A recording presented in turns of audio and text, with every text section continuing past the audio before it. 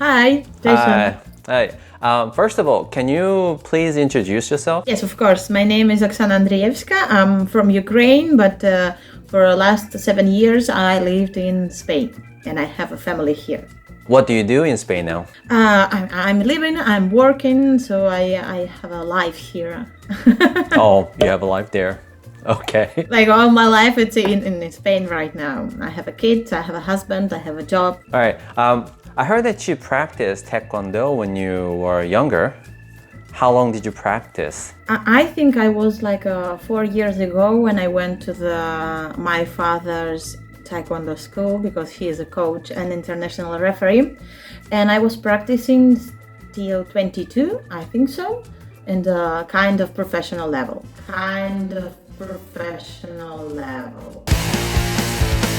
So you have a black belt. I have a black belt, third dan. Third dan. Yes. Wow. And it was a WTF Taekwondo. It's an Olympic version. Well, actually, I'm not. As you know better than me. No, I don't know. No. There are two associations. No, there is a three. I think it's three Oh, associations. three. It's like World Taekwondo Federation, which is the Olympic sport. ITF, it's International Taekwondo Federation, and Global Taekwondo Federation.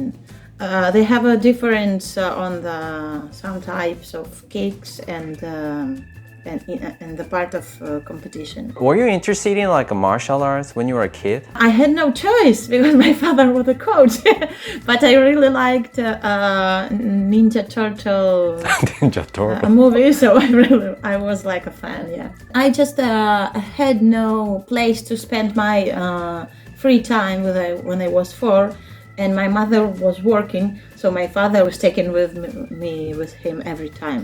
It was like a second home, actually. Was Taekwondo popular in Ukraine? No, it's a kind of secondary, if I can say the type of sport. But when my father he was actually military, and when he started to study to the military university, they wasn't allowed to do Taekwondo because was like a capitalistic martial art. So he and his friends they went to some park, and they have another friend. He was from I don't know, he was from Colombia, or he did Taekwondo and he did like a coach for them. And it was really funny, and he started to do Taekwondo at the final of Soviet Union, and he started to do to be a coach after separation of Soviet Union. So it's and that times I think it was really popular, any kind of martial arts, because we had a lot of Chuck Norris and Jackie Chan movies every time on TV, so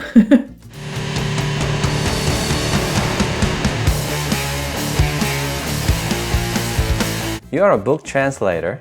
How many books did you translate? just the moment, just the 2 it was 2 books from the child series of the books about one boy who lived in the orphanage, and he had a dog, and so they have a kind of adventures every day. They have friends. It's really fun. It's like they're pretending to be detectives. So how did you start translating books?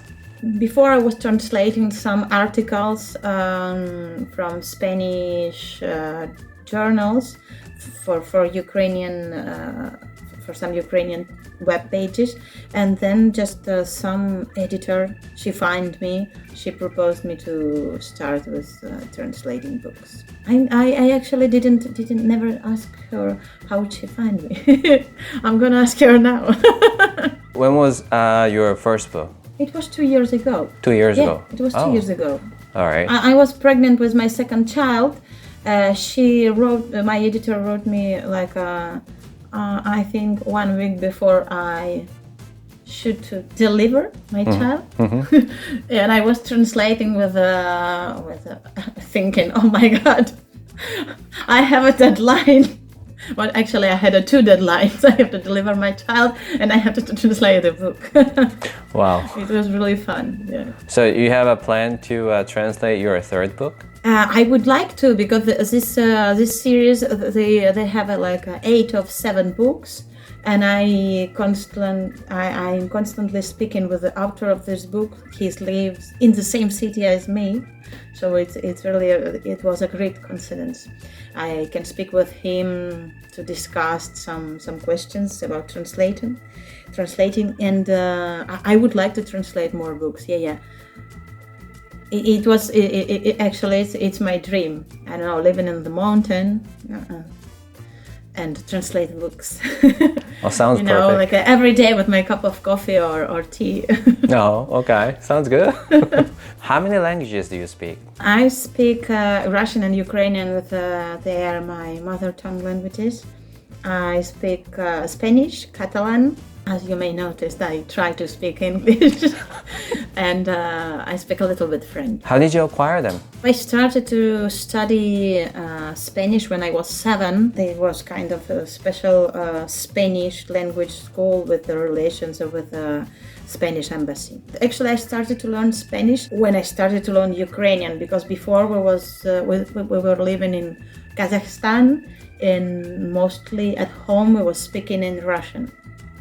It's because of Soviet Union, everybody was speaking Russian, and my grandpa's there was speaking Ukrainian, so I heard Ukrainian, but I almost never speak. So you lived in Kazakhstan before? I lived in Kazakhstan because my parents was working on the Baikonur. It's like Houston. it's like a space station. You were born in Ukraine? It's a very long story. I was born. My parents met in Ukraine. They were studying there. My mother is from Russia. I was born in Russia. We went to live to Kazakhstan. Then we went to live to Ukraine till I was 28. And I lived just for a couple months in France. I was working there, and now for the last 7 years I lived in Spain, in Catalonia. Complicated. I hope it's the last one country. Okay, back to Spanish. You said that you started learning Spanish when you were 7. Yeah. Was it? Yeah. Is it normal? I mean, was it common? No, normally you just start to study foreign language when you're 10 or 11, I think. But it was a special school. They were just really. It was everything about Spain, Spanish-speaking countries. At the last year, we had like 12 hours of Spanish in week. We had Spanish art, Spanish history, geography, I think so. We had more Spanish than math, and which is it was like turning really crazy, our math teacher. It's not a common. Your parents decided for you, or you're too young? I mean, you couldn't. It was a near school to my building. We had 2 schools. And I went to the school in 1993, and we had 2 schools near. The one was the Russian speaking with the English, and the other one was Ukrainian speaking with the Spanish. So we decided to learn Spanish and Ukrainian because it was a future, because then you're going to the university, you're studying Ukrainian, and Ukraine was an independent country, so they decided that it will be nice to speak language of the country where I live in. When you moved to Spain, what was your Spanish level? I moved to Spain when I was 28. The level was really good, but first I came to Spain for the first time when I was 14, and it also was good. It was really funny story, but because I came to Catalonia, and actually nobody speaks here Spanish. And it was like, why I came here? I was expecting like all this Spanish stereotypes, everybody with long black hair, dancing sevillanas and flamenco, and I didn't find nothing, nothing like this here. It was really different. But actually, the family where I came, they had a little book with the words translated from Spanish to Russian. So they also had a error to they didn't find nothing with Ukrainian, so there was like an equal. They was thinking I speak Russian, and I was thinking I speak Spanish. So Now, do you use Catalan every day? yes, So how different is Catalan from Castellano? they're quite different. Catalan had a common things with Castellano, and Catalan also has common with French and with Italian. It's sometimes it's a crazy comparing languages like this, because it's like how common is Russian with Ukrainian? It's the same like Russian and Ukrainian. No, I think so. Ukrainian is similar more to Polak, but it's difficult Polish. Sorry, but it's really difficult comparing languages. Which language do you use when you talk with your kids then? Ukrainian and Catalan. My older daughter, she normally speaks with me in Catalan because she knows I'm speaking in Catalan. So sometimes she speaks with me in Ukrainian. She understands Ukrainian. Sometimes we're just we're watching TV and in Ukrainian, and she translating me Ukrainian to Catalan. I don't know why she's doing that, but it's okay for me. And my little kid, she just speaks a couple of words, but she speaks a lot of them in Ukrainian. Your daughter, does she speak Castellano too? Sí. Yes. Sorry. She also speaks Castellano, but mostly with her Spanish-speaking friends. She goes to kindergarten, right? Here, it's they call it school. They call it Starts from school. 3 years. They call it school. Kindergarten, it's like from 0 to 3 till 6 years. It's not obligatory going to school, but they call it school. In that school, do they speak Catalan, not Castellano? Yes, Catalan. What is the best way for studying Spanish? Any advice for people thinking of learning the language? I think to start to studying any language, you have to feel it. It have to come from the heart, I think. It's your desire to have the mentality of the language which you wanted to start. I don't know. It's emocionarse. It's have emotions. You know. I'm right now. I noticed I'm speaking a lot with my hands. And my father every time told me that Italians and Spanish, they're speaking with the hands. And I think when you're starting to speak Spanish, you just start to feel it, or Catalan, and you just start to be Spanish or Catalan or English. And I think we're every time we're speaking different languages, we're different people, we had different mentalities.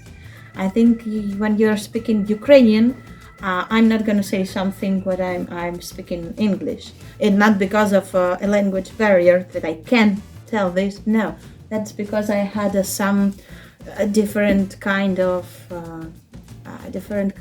personality, probably. It's kind of scary. It's kind of scary. But I think it's true, you know, because like when you speak English, in my case, like things I can say in English and things I can say in Asian languages is really different. You know, like speaking in English, I can talk about really anything, but in Asia, no, sometimes you just have to shut up, you know, you cannot give your opinion, you know? So yes, I totally it's true. understand you. Then how about your French? You said you can speak a little bit of French. Un petit peu. But when you read books in French, then you can understand better, right? Because I'm not reading books in French. because you know I can read some. Sometimes I'm read subtitles, or sometimes I'm reading some articles on the internet. It's for me was easier start to read in French when I start to learn Catalan.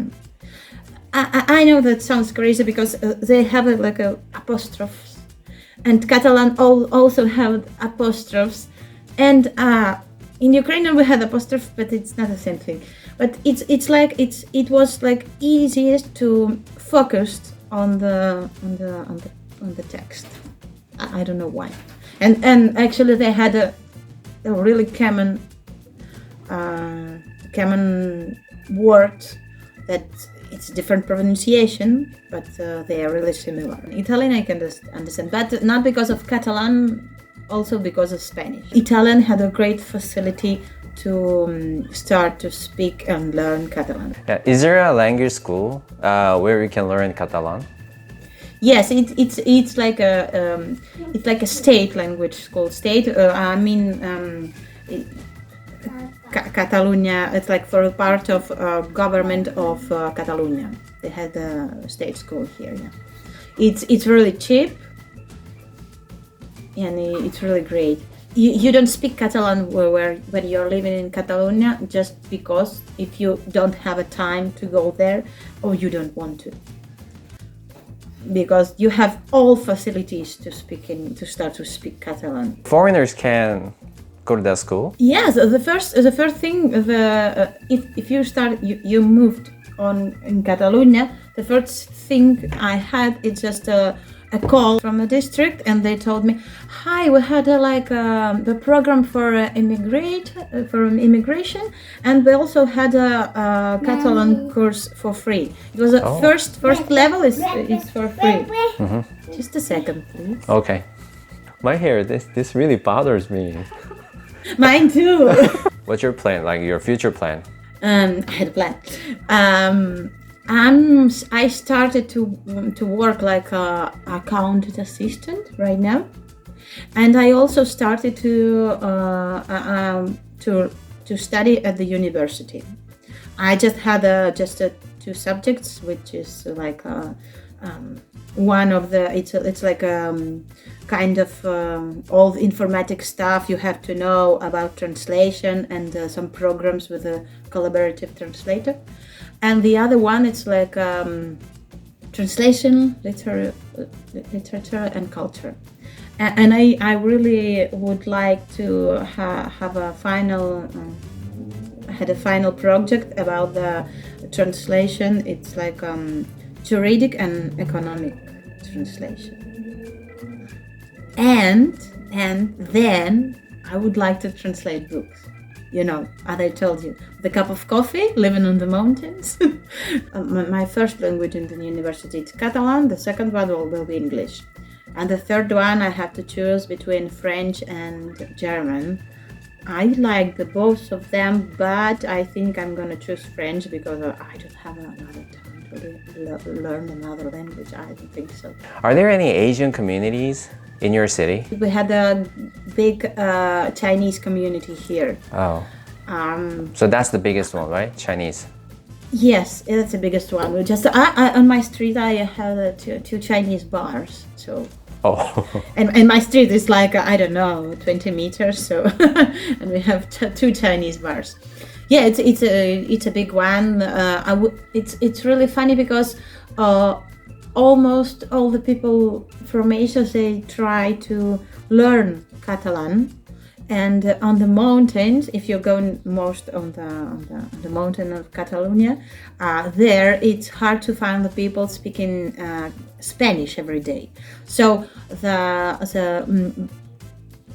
guy who had a bar there, he and his kids, they're speaking just Catalan.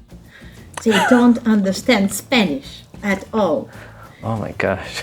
Some of my students are interested in learning Spanish, and then I'm planning to make some videos for encouraging my students and other people to learn Spanish. So can you say something in Spanish to encourage people like, oh, I better learn Spanish to understand this, something like that. In Spanish. Yes. Not in Catalan. No, Okay. not in Catalan. En castellano, por favor. Aprended español porque es sabroso, porque es divertido y porque es la lengua de amor. Did you understand it? Yes, yes, yes. That's perfect. That's perfect. Si pensabais que la lengua de amor es francés, mentira, es español. Yeah, I agree with you. I totally agree with you. Thank you so much for your time today. Thank you for you. Yeah, we really had, I really had a good time talking with you. Me too. It was really funny. Yeah, yeah.